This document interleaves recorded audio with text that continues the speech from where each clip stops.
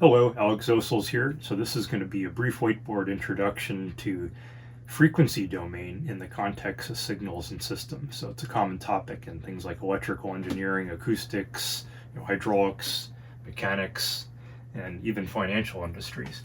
So we could think of like the companion video to this, we had Rachel Elliott playing her bassoon. So we measured the air pressure coming out of, the sound pressure basically with a microphone, and we looked at it in both the time and the frequency domains on an oscilloscope.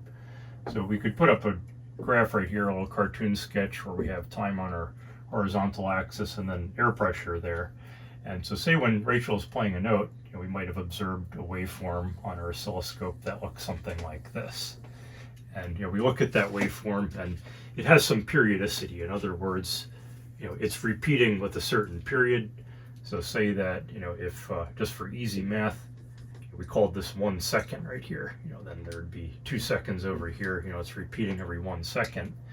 And if we look at this, kind of from a pretty bad approximation, we could see a sine wave right there. So there's a sine wave in there, and that sine wave has a period of 1 second. And we know if we have a period of 1 second, right, the 1 over period equals frequency, right? So that's going to have a frequency of 1 hertz for that particular sine wave right there. So we learned about superposition. Superposition says that if we have linear systems, we could sum things together. And so that works with respect to time also. So I'll draw another set of axes down here and say, so we have this, what we call fundamental 1 hertz signal right there, but we also have this little wiggle on top, which we can call fine structure. And we could, if we subtracted this fundamental from there, we might end up with a waveform that looks something like this. Keep on going on. So if that's the 1 hertz right there, now if we count the number of cycles in here, so we see like we have, say, 1, 2, 3, 4. So there are 4 cycles in there, right? And so that means that the period there is going to be 1/4 of a second, right? So it's going to be 0.25 seconds or 250 milliseconds. And the so the frequency, because it's repeating 4 times per second, is going to be 4 hertz. So like what we're getting at here is that you could actually, if you have these linear time invariant systems, you can make an arbitrary signal, such as the original one right here, which has all these wiggles on top of a sine wave, out of sums of sine waves. So if we kind of clean this up a little bit, throw in a new clean one, just because it's getting kind of messy. We have our time axes right there. So this is the signal that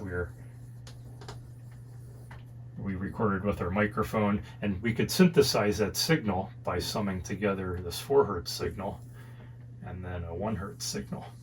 And so if we just add this together, add these two together on a point-by-point basis, meaning we'd add this point and that point, this point and that point, blah, blah, blah, assuming that was discrete. So summing these two is going to equal that waveform right there. And so, it's nice, right? But imagine if we were looking at a signal like this, it might be difficult to see what's going on. Say if it had like 20 or 30 components in it, it might get really complicated in there. And that's where the frequency domain comes in.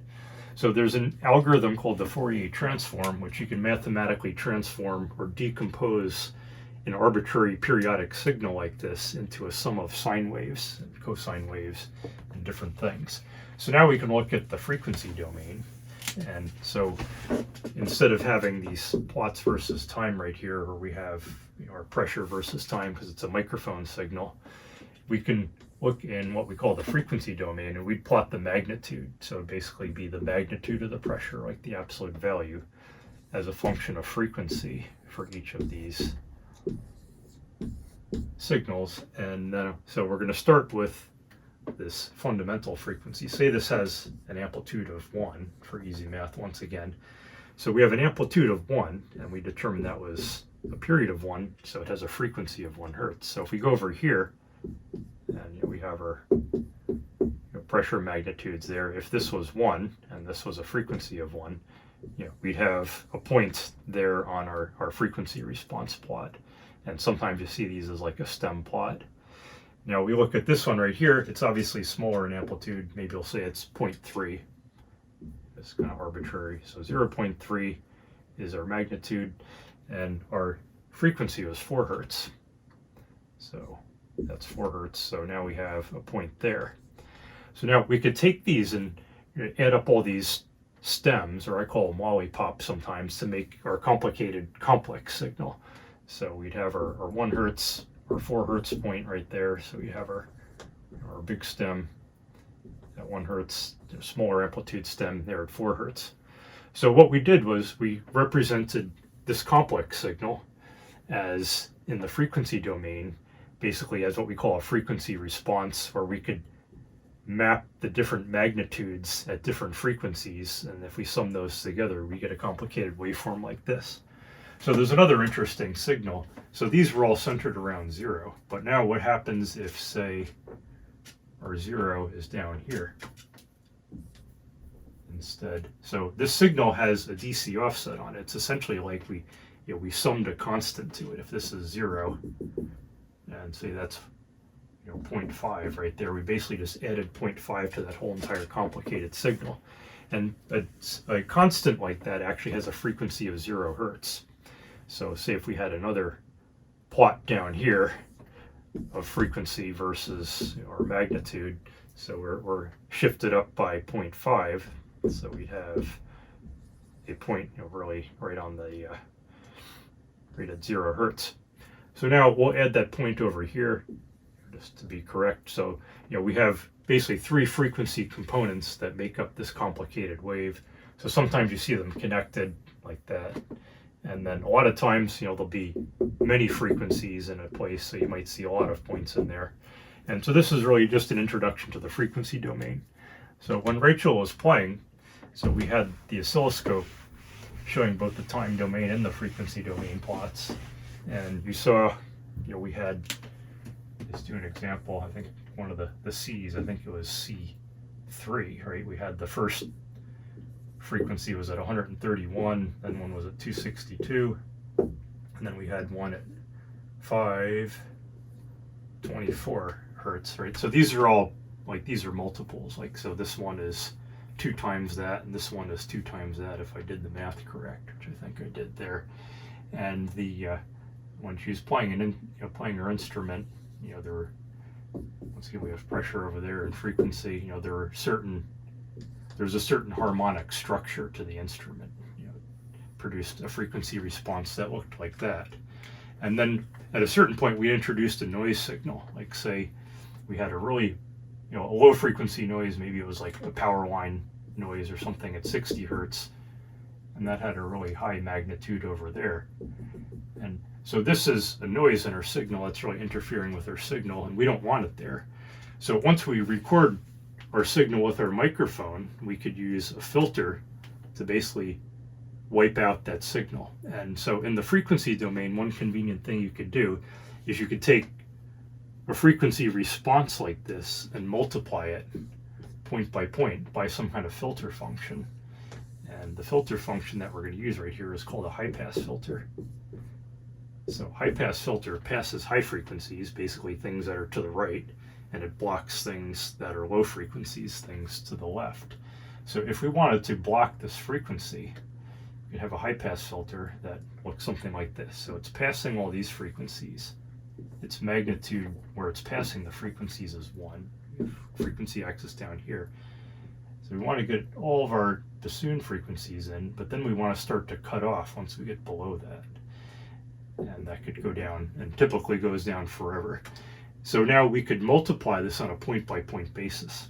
So say down at 60 hertz, we're down to 0.001, right? So we multiply whatever that pressure is by this number that's much less than 1. And then so the resultant plot will be down here.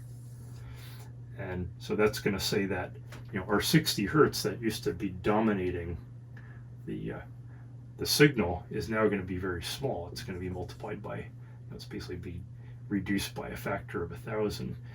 But now if we multiply our 131 by the 1 right there, that's going to have it's going to basically preserve its magnitude. Same thing with the 262 is going to be preserved, and the 524 4 is going to be preserved.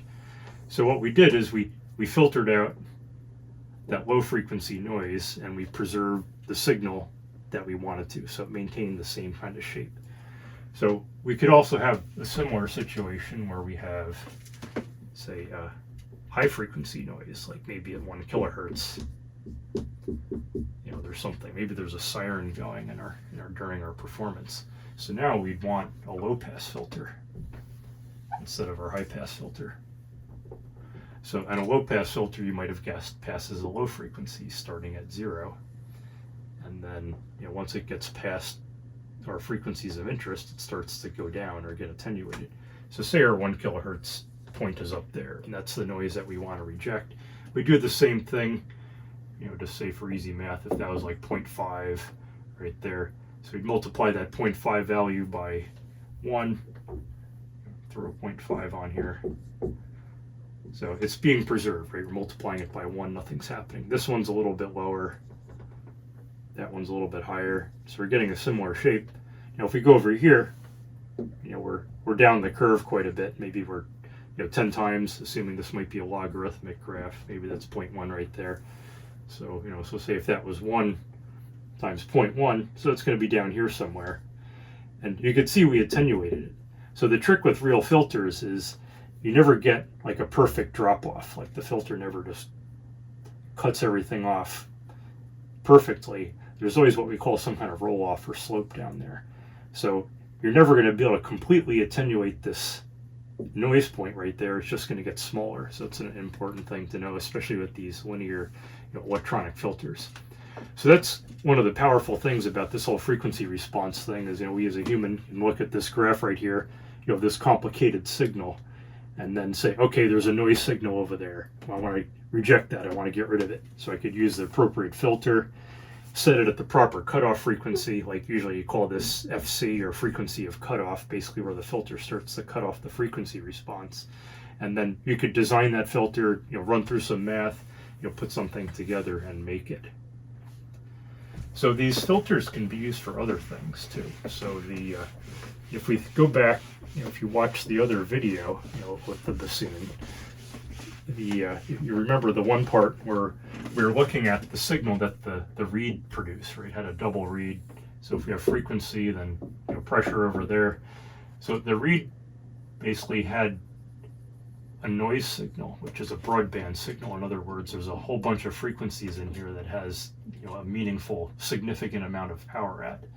And then you could think of the bassoon almost as a filter. So you might have remembered from earlier classes this circuit, right? So you had your LC circuit right there. We know that could be a resonant circuit, right? And the you know, typically it had some kind of resistance and a source there. You know, it might be a voltage source or a current source, and we could abstract that away as a Thevenin equivalent. So we know if this resistor is not too large, you know, if it's not dissipating too much energy, you know, we can get a tuned circuit here. And the frequency response of a tuned circuit typically looks like this, where it has what we call a bandpass kind of response, where it has a peak at one frequency and then it falls off quickly. So now if we had this, meaning the reed from the instrument, as the input right here, and we put it through this tuned filter, you know, we're multiplying point by point again, and, you know, we'd get a similar function right here, because this is really just kind of sifting out or filtering out all these other frequencies. So it would look, you know, might look something like that. You know, almost looks the same because we're really kind of multiplying by a constant in that range. So the if this was the output pressure signal from the bassoon, you know, when Rachel's blowing through the reed, it's producing this broadband signal. You could think of the bassoon as a tuned thing, right? It's a pipe. You know, we all learned about pipes and things, and, you know, how they can resonate, right? So that's acting as this resonant kind of filter, and then we're getting an output. You know, if that was, I forgot if it was C3 or C2. I think it was C3. Yeah, so it was 131 hertz for the, you know, the third C in the bassoon. You know, we'd see some kind of peak right here. But you also remember there are harmonics, right? There are those overtones. Like in the graph we actually saw, there are a few different frequencies that were, you know, were related basically by multiples, right? So those are overtones or harmonics. So it turns out that there's more than one of these resonators inside the bassoon, right? So there could be 3 or 4, an infinite amount really. And this is not the most perfect circuit right there, but we have all these tuned circuits, and these are all summing together, to create the pressure that's coming out of the output of the bassoon. So what makes these different elements? And the kind of from the acoustical analogy to the electronic circuit is that if this was a column of air, right, and we had a piston right here basically vibrating the air back and forth, so that column of air is moving back and forth, and we know air actually has a mass, right? And so the mass of the air in here is equivalent to the inductance, and I'm not going to really get into why. So we also know that air is compressible, right? Like the air molecules want to get away from each other. The hotter it is, the more they want to get away from each other. So in addition to the mass, there's also the molecules in here which act as a spring. So if I pushed on that really slowly, as those molecules are getting forced together, they're heating up and they want to expand again. So we have 2 familiar equations, right? We have mass, and as the piston's moving, it's accelerating, right? Because it's a sine wave, and if we just keep on taking derivatives, they stay to be sine waves. So we have F equals ma, which probably looks familiar, right? So that's a mass loading, which can be modeled as an inductor there. But we also have the springiness of the air molecules, right? Like if I push on that spring, it's going to want to come back, and so we have F equals kx. So these are really analogous, and the capacitor actually is kind of an analog of a spring. So what we did right here is we just took our electronic circuit, which is an L and a C, and we kind of changed up the environment a little bit, and we're seeing the same kind of harmonic behavior in an acoustical system right here. And then same thing, if we look at the microphone, right, like the microphone that we were amplifying with is just a piston, right, and it's in a sealed chamber like that. And as the air pressure increases, if we have a sinusoidal pressure there, it's going to cause, when the pressure is increasing, it causes the piston to move in to the sealed box right here. And the piston has a mass. So once again, right, we have F equals ma. And then the air in here acts as a spring. Plus the piston's supported by a suspension over there. So the combination of the spring of the air and the suspension gives us an F equals kx. So it turns out that the stuff that you're learning in the electric circuits class is useful for all kinds of systems.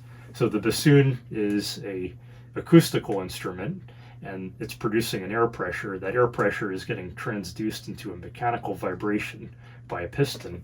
And then the microphone actually has a coil in it right here. So there's a coil of wire that moves in a magnet, and that produces an electric current, and that could go to an amplifier. So it's kind of cool that this whole frequency domain thing works over all those different things. So we could even go as far to say it works over other things too. And so we could do a financial example.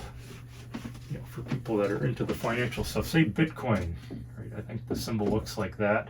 So we could have Bitcoin price versus time, right? So say, if you're lucky and you bought it in 2010, right there, and then, it's now 2022, the price went like this, it might have wiggled a little bit, and there's some bounces in there. It went up and maybe it went down again and stuff. So this is a time domain waveform. So I could do that Fourier decomposition or transform basically to pull out the different frequencies in here. And why might I want to do that? Well, say if I did buy it in 2010, would I be too worried about the fluctuations up here? Probably not, because if I bought 100 of those things, I'd be doing pretty well right now. And I wouldn't really care if it fluctuated a little bit. For me, the bigger thing is the long-term gain, which is the lower frequencies. But say, I just got in the game around here, and I'm into high frequency trading. I want to buy when it's high, sell when it's low. And maybe the periodicity of that is in the term of days or weeks, not in years, or decades, like, the long-term investor is. So if I was trying to do my high frequency trading, and I was looking at this data, maybe you want to filter out that low frequency stuff. Once again, I could use a high pass filter. So remember, this is time domain, so first thing we'd have to do is transform into frequency domain. And I have no idea exactly what those will look like, but I'm guessing that there's quite a bit of low frequency energy in here, clearly more. So on the low frequency end, we'd have some, some points and then it's going to go down to the higher frequencies, and then maybe this wiggle right here, maybe that represents months or something, right? Like maybe people buy in when they get paid, and then they sell when they run out of money in the middle of the month, and they buy, then they sell, then they buy, then they sell. So in the frequency domain, we'd have something that's basically, 1 over months in terms of time, whereas down here, we're like more like 1 over years. And then if we're really high frequency trading, maybe we're 1 over seconds, right? Like people are literally trading in like the millisecond scale to catch all those little fluctuations. So now we have, say our frequency response, whatever it is of this thing. And, I'm the long-term investor. I care about this. I could do a low pass filter, so I could filter out all that high frequency stuff. It just scares me. It keeps me up at night. So I'm going to filter it out, and then probably running out of whiteboard space. But I could basically retransform that into the time domain using the inverse Fourier transform. And by doing that low pass filter, it's really just going to smooth a lot of those little bubbles out right there. And it's just going to leave me with the low frequency information. It's almost like what they call a moving average kind of filter. So that's great for the long-term person, but maybe, the high frequency person's like, I want to know what the period of this is, like how fast is it changing on the months and the seconds. So they would probably want to use a high pass filter that blocks out all that low frequency stuff, so it doesn't noise up their signal or mess up their computational algorithms. And then they'd put it back, they'd inverse FFT it, and learn about that in later classes. So all the low frequency stuff is going to be gone, and they're just going to be left with their high frequency wiggles right there. And the we didn't talk about phase much, but if you want to buy high and sell low, you have to make sure you're actually locked into phase. So we'll go into phase really quickly, just because we talked a lot about magnitude, but if you have a sine wave, and you're kind of pegging it, if it's a sine wave and it's starting at t equals 0 over there, so that sine wave is in phase. But you can also shift the sine wave, like if the sine wave shifts this way a little bit, so it's the same wave, it just got literally like shifted in this direction. So that's what we call a phase lead, like the waveform is actually happening sooner than 0. It's kind of almost shifted into the future there, or maybe the past. I can't think about that right now. But so that phase change is is something where if you have, say if this was the we're trying to buy high and sell low kind of thing, if our phase is off, if we were buying here and selling there, if this was our actual phase and our algorithm thought that was, then we're not buying at the optimal time, are we? We're kind of buying here and there, so our gains wouldn't be as large as they were there. And the phase often gets represented in terms of degrees, where the if you have a sine wave, it's a cyclical type of thing, and so we know that like one full cycle is 360 degrees, or 2 pi, depending if you're a radian person or a degree person. So as this thing is shifting, like that's shifting 360 degrees in the positive direction, right? Because it's kind of going ahead in time. And if the wave is shifting that way, it's going, a full cycle would be 360 degrees in the negative direction. So now back to our, just to kind of close the loop there. So a real frequency response has a magnitude, like say if we go back to our pressure scale, so it has the absolute value, and say that was 1 hertz right there. So we have our 1 hertz signal, and in the time domain, it looks like that. So the phase for that thing, say in degrees, if this was a sine wave, that's 0 degrees, right? It's not shifted at all. So we have some amplitude, say it's an amplitude of 1 at 1 hertz. So we get a point right there. Now, over here on the phase, we get a point at 0 degrees. So if that sine wave shifted to the left, so that it looks more like this now, then it picked up 90 degrees of phase shift positive. So instead of having a phase at 0, it's going to be at positive 90 now. So now that point will be up there. So same thing if we ended up, let's see if I could draw this one like that. So now we've shifted 180 degrees in this direction. So 180 is kind of ambiguous because it could be positive or negative 180 degrees. So just some things. So hopefully this was useful and you enjoyed it, and good luck with your circuits.